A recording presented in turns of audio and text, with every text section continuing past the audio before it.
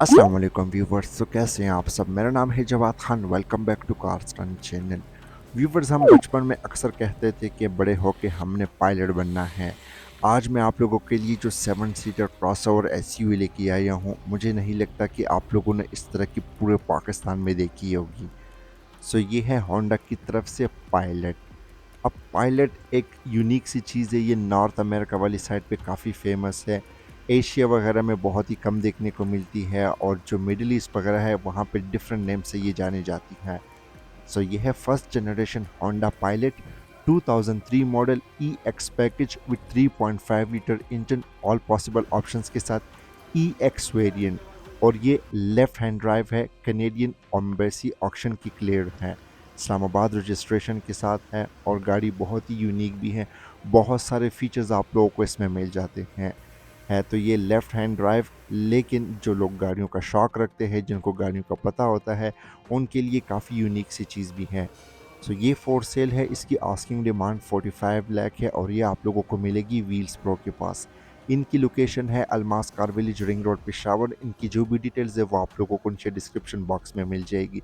तो करते हैं ज़रा इसका डिटेल से रिव्यू और चेक करते हैं होंडा पायलट में हमें होंडा की तरफ से क्या क्या चीज़ें देखने को मिलती हैं। फ्रंट लुक की बात की जाए तो होंडा पायलट के लुक्स हमें सिंपल से मिलते हैं। इसमें कोई ज़्यादा एडवांस फीचर्स हमें नहीं मिलते। टोयोटा की तरफ से एक गाड़ी आया करती थी, थर्ड जनरेशन राफोर। उसके और इसके लुक्स ऑलमोस्ट सेम ही देखने को मिलते हैं। इवन अगर आप इसके हेडलाइट्स के ऊपर भी गौर करें, इसके हेडलाइट्स में ऑटोमेटिक वाला फीचर भी आता है। प्लस आप इसके लेवल को भी अपने मुताबिक एडजस्ट कर सकते हैं। लो और हाई के लिए एक ही पॉइंट दिया गया है, और ये हेडलाइट्स क्रिस्टल क्लियर भी हैं।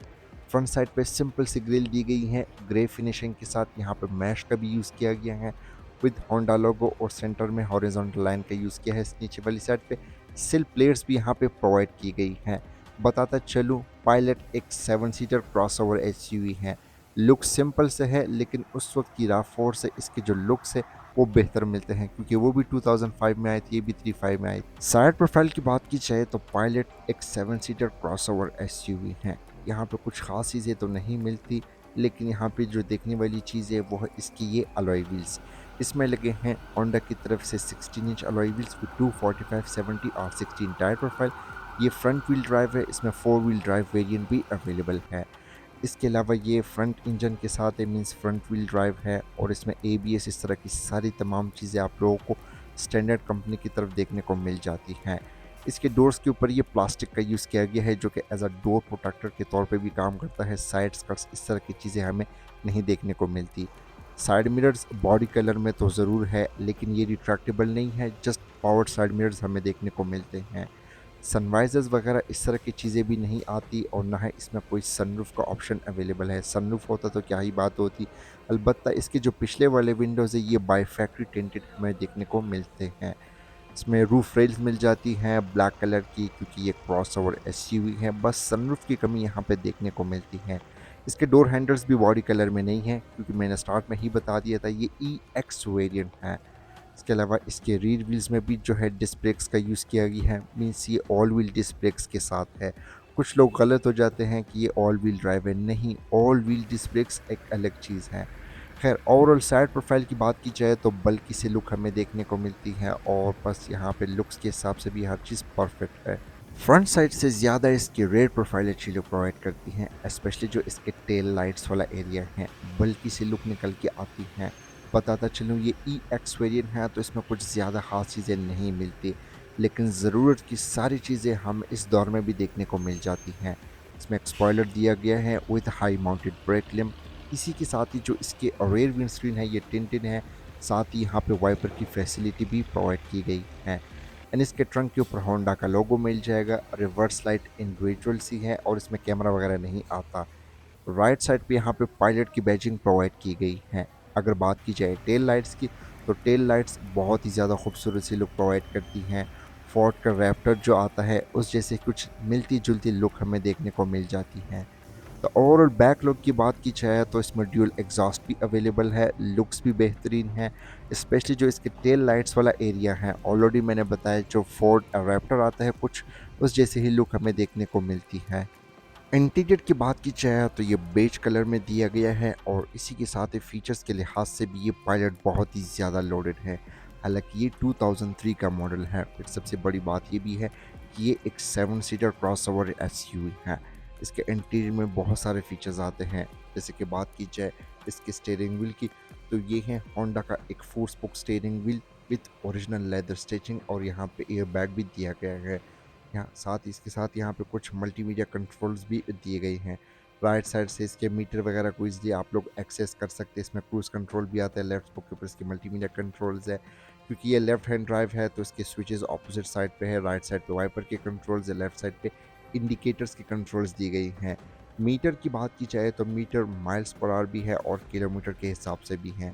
लेफ्ट साइड पे 8000 का आरपीएम और इसमें 200 तक स्पीड लिमिट है। साथ यहाँ पे राइट साइड पे फ्यूल टेम्परेचर की गेज दी गई है और ये इसकी की है। अगर मीटर की बात की जाए तो जैसे आप इसको स्टार्ट करेंगे तो यहाँ पे हमारे पास एक डिस्प्ले अवेलेबल है।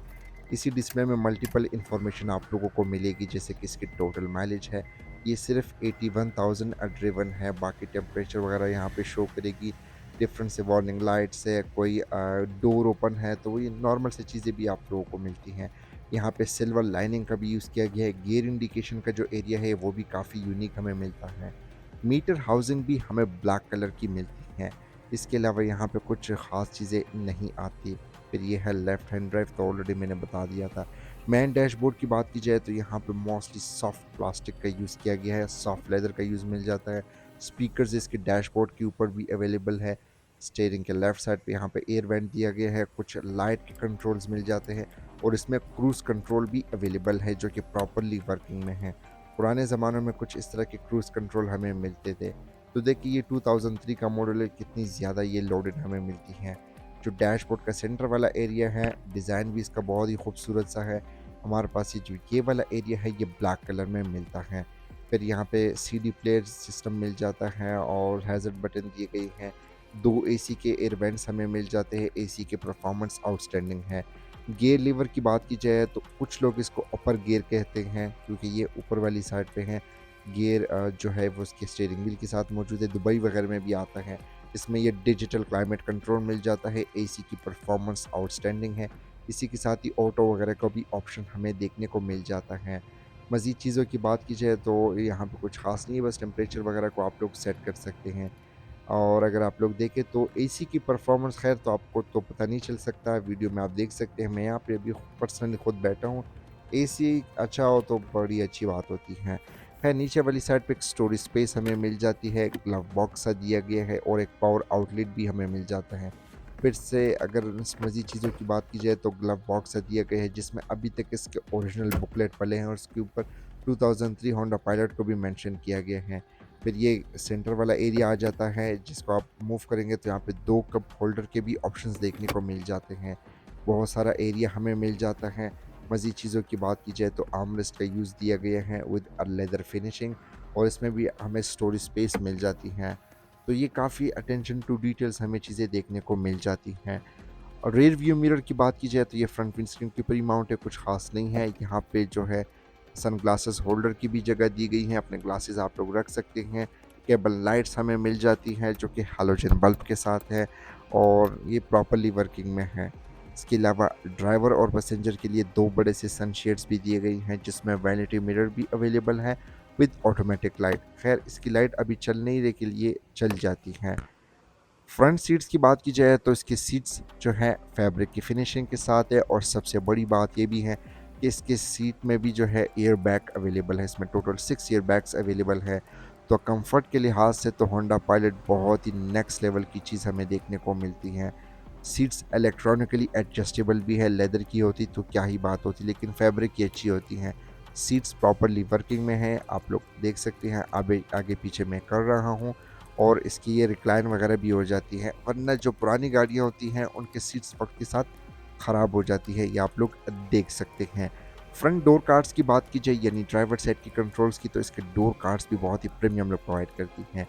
पुराने दौर की तरह यहाँ पे पॉपअप लॉक्स मिल जाते हैं जहाँ पे सिक्योरिटी को भी मेंशन किया गया है। मज़ीद चीज़ों की बात की जाए तो यहाँ पे ये फैब्रिक का डिज़ाइन यूज़ किया गया है जिसको हम वेलवेट भी कहते हैं। यहाँ पे ये क्रोम के हैंडल्स दिए गए हैं, लॉक अनलॉक कर सकते हैं जैसे कि सिविक में भी आजकल आता है। साइड विंडोज़ इसकी पावर्ड है, ड्राइवर वाली फुली पावर्ड है। साइड मिरर के कंट्रोल्स है जो कि सिर्फ एडजस्टेबल है, रिट्रैक्टेबल नहीं है। नीचे वाली साइड पे फिर से ये फैब्रिक का डिज़ाइन यूज़ किया है, स्पीकर ग्रिल है, लाइट दी गई है और ये आप लोग देख सकते हैं। और इस तरह रेयर केबिन की बात की जाए तो ये पायलट अच्छी खासी स्पेशियस है। यहाँ पे इजीली 3 लोग कंफर्टेबल बैठ भी सकते हैं, उतरने चढ़ने में भी कोई दिक्कत नहीं मिलेगी। सीटिंग कैपेसिटी की बात की जाए तो यहाँ पे मैं अभी पर्सनली खुद बैठा हूँ। मेरे लिए जो लेग स्पेस है वो भी बहुत सारी अवेलेबल है। अगली वाली सीटें बिल्कुल मैंने पीछे की हुई है, मेरे साथ 2 लोग इजीली और भी बैठ सकते हैं। ये आप लोग ये लेग स्पेस देख सकते हैं, अच्छी खासी लेग स्पेस हमें देखने को मिल जाती है। साथ ही इसके सीट्स के सेंटर में आर्मरेस्ट स्पेस भी मिल जाता है, जिसमें 2 कप होल्डर के भी ऑप्शंस दिए गए हैं। रेयर पैसेंजर के लिए जो है रेयर एसी वेंट्स भी दी गई हैं, जो कि आज भी गारंटी वगैरह ऑफर नहीं करते। इसके टेम्परेचर को भी आप लोग सेट कर सकते हैं। एक पावर आउटलेट का भी यूज़ मिल जाता है। प्लस इसके जो ग्रैब हैंडल्स है, यहाँ पे एक लाइट भी दी गई है, इंडिविजुअल लाइट आती है, जैसे कि होंडा रिबॉर्न वगैरह भी ऑफर करती थी। और इसके रेड डोर कार्ड्स भी same as it is front door card की तरह हैं। यार इसके डोर कार्ड्स बहुत ही प्रीमियम है, क्योंकि अगर आप लोग देखें तो ये फैब्रिक का डिज़ाइन नीचे तक यूज़ हमें मिल जाता है। क्रोम के हैंडल्स दिए गई हैं, साइड विंडो पावर्ड है, कप होल्डर की ऑप्शंस दिए गई हैं। नीचे वाली साइड पे अगर आप लोग फिर से देखें तो ये फैब्रिक का डिज़ाइन हमें मिल जाता है, स्पीकर ग्रिल दी गई है। ट्रंक की बात की जाए तो देखिए ये एक 7 सीटर क्रॉसओवर एसयूवी है। थर्ड रो के बावजूद भी यहाँ पे बहुत सारी जो है ट्रंक स्पेस हमें देखने को मिल जाती है। कंडीशन थोड़ी सी रफ है। अगर आप इसको यहाँ से ओपन करें तो यहाँ पे हमारे पास इसके टूल किट इस तरह की चीज़ें देखने को मिल जाती है। स्पेयर टायर भी यहाँ पे प्रोवाइड किया गया है। थर्ड रो की जो सीट्स है वहाँ पे जो लेग स्पेस है बहुत ज़्यादा नहीं है, नॉर्मल सी मिल जाती है। शॉर्ट जर्नी के लिए बस मुनासिब सी है, वरना बच्चों के लिए तो हमें बेहतर से मिलती है। और इसके बैक साइड पे अगर आप लोग देखें तो ये ट्रंक वाली साइड पे पावर आउटलेट दी गई हैं, छोटे मोटे चीज़ें हमें मिल जाती हैं। और जैसे आप इसको ओपन करेंगे तो यहाँ पे टूल किट इस तरह की चीज़ें आती हैं। अब अगर बात की जाए इसके इंजन की, तो फर्स्ट जनरेशन होंडा पायलट में अवेलेबल था एक 3.5 लीटर का इंजन, जो कि काफ़ी पावरफुल भी था। ये 2 कन्फिग्रेशन के साथ अवेलेबल थी, फ्रंट व्हील ड्राइव और ऑल व्हील ड्राइव। ये फ्रंट व्हील ड्राइव वेरिएंट है। इसमें लगा हुआ है होंडा का एक J35A4 इंजन, जो कि ऑलमोस्ट 3500 सीसी होती है। ये ऑटोमेटिक ट्रांसमिशन के साथ ये प्रोड्यूस करती है 240 horse power with 328 newton metre of torque, जो कि इस बॉडी साइज के लिए बहुत ही पावरफुल है। और ये इंजन इतना साइलेंट है, जैसे आप इसको स्टार्ट करेंगे तो पता ही नहीं लगता कि ये इंजन स्टार्ट है या बंद है। तो इतना स्मूथ इंजन हमें मिलता है। और यही इंजन होंडा इंस्पायर में भी आता है, एकॉर्ड में नहीं आता, इंस्पायर में भी आता है। ये काफ़ी पावरफुल इंजन है। हाँ, इसके पार्ट्स वगैरह का थोड़ा इशू बन सकता है, जैसे कि इंजन फ़िल्टर, ऑयल फ़िल्टर, क्योंकि ये गाड़ियाँ पाकिस्तान में आई नहीं हैं, ना किसी ने ज़्यादा इंपोर्ट की हैं। कंडीशन की बात की जाए तो कंडीशन के लिहाज से नीट एंड क्लीन है। फ्यूल एवरेज की बात की जाए तो ये ईज़िली 1 लीटर में 10 किलोमीटर की फ्यूल एवरेज प्रोवाइड कर सकती है। बाकी आपके ऊपर भी डिपेंड करता है। अच्छा, तो व्यूवर्स कैसे लगी आप लोगों को ये first generation Honda pilot? Comment section में अपनी फीडबैक से आगाह कर सकते हैं। अगर आप लोगों को मेरी रिव्यूज़ पसंद आती है तो मेरी वीडियोस को लाइक कर दे, कमेंट कर दे, दोस्तों के साथ शेयर भी कर लें। सो आज के लिए इतना ही, मिलते हैं फिर अगले रिव्यू में। तब तक के लिए अपना ख्याल रखें। अस्सलाम वालेकुम, अल्लाह हाफिज़।